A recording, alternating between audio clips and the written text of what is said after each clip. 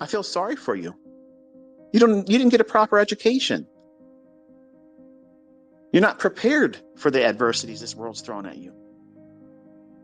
And you think that you're going to walk out here in the elite playing field, the arena of the titans of the financial world, and you're going to walk in here and fucking pickpocket them and they're not going to bitch slap your ass? Please. There is a realistic approach to doing this, but so many come in here with a comic strip approach. Like it's going to be, like it's owed to you. I don't owe you shit. The market doesn't owe you shit. You have to take it by force.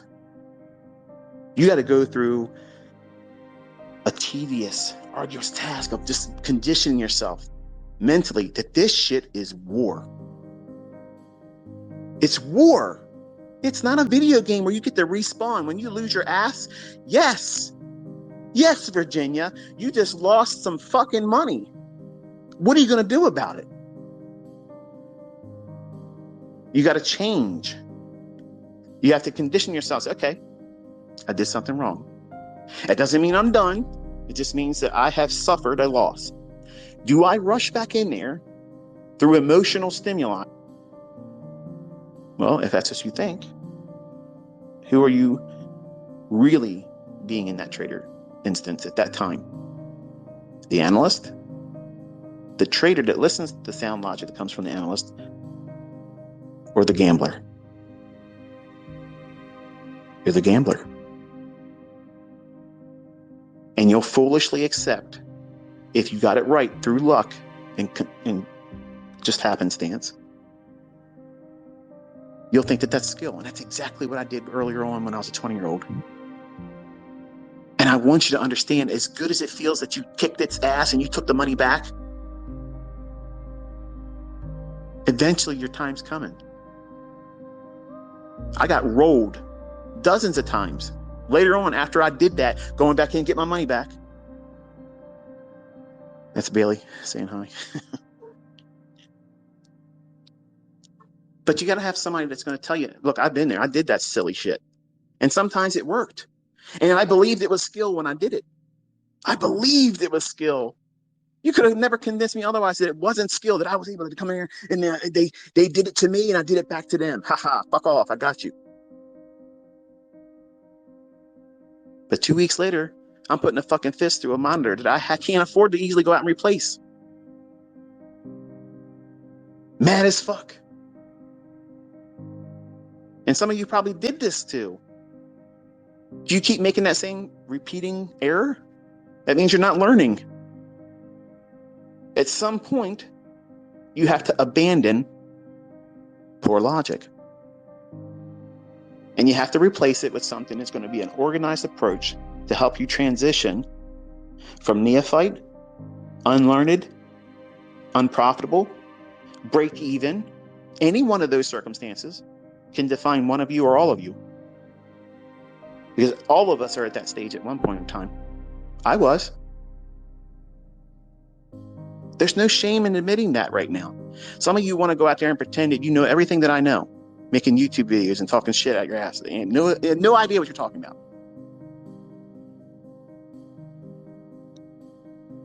Talking about topics that I just barely scratched the surface of.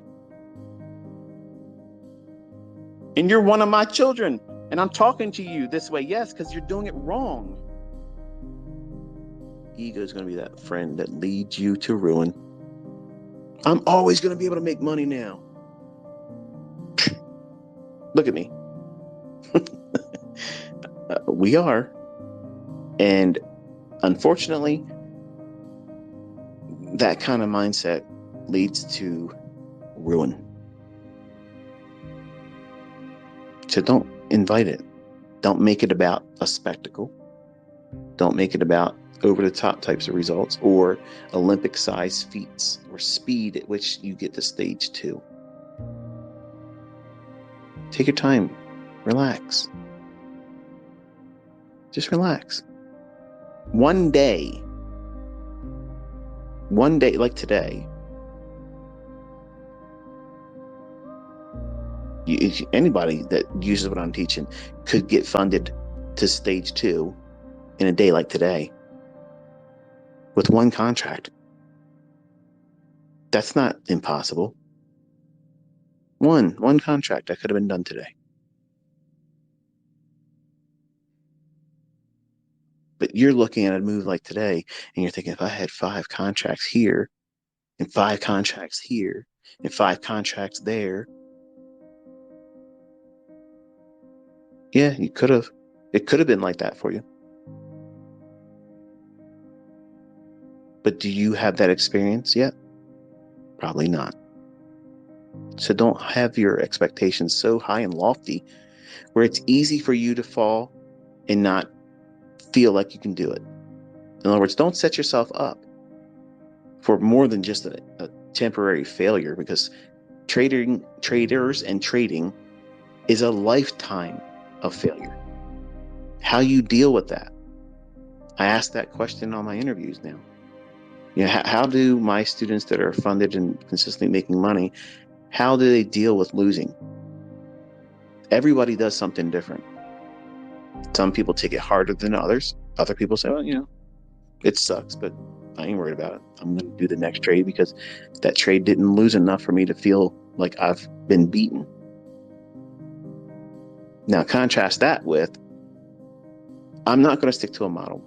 I'm going to over leverage. I'm going to keep pushing and pushing and pushing because it only costs me $99 to reset. Aren't they saying the same thing? No.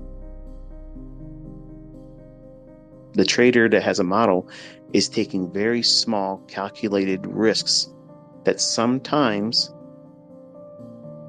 does not pan out. And that small loss is insignificant in the grand scheme of their entire career as a trader, as a speculator. And they're not worried about trying to avoid the losing trade because the model and the rules say, do this, and this is what should happen. If it doesn't, you're not abandoning that model because it didn't pan out for you, that transaction, and the loss was insignificant. It will not have such a weight on your psyche. So that way, when you look at price action, you won't be thinking, this is generally, in other times, this is a trade I would be taking. But I'm going to wait for confirmation now because I have to make sure. Why? Why would you feel that? Because you've taken a loss that's larger than you were comfortable with. If you're trading with a quote unquote $150,000 account and you're using a 5-handle stop loss on one contract, you're risking what? $250. That's not $3,000. That's a very, very small, insignificant amount. So it gives you wiggle room. How many 5 handles form over the course of a week? Lots of them. Some form at specific times of the day that are very predictable. You don't trade 30 minutes before midnight, New York local time, because you're done playing Xbox Live with your buddies. And now let's go see if I can do something in the market. You don't do that. You have business hours. You stick to them. Bank of America is not open 24 hours. Okay, they have banking hours. You don't want to create this atmosphere in your trading where you feel like you have to always know what the next move is going to be. Narrative is understanding what the algorithm is going to do in price next. It is not an every second of the day narrative. The narrative is when we go into New York session, during this period, I'm looking for the algorithm to do a specific thing, behave a certain way.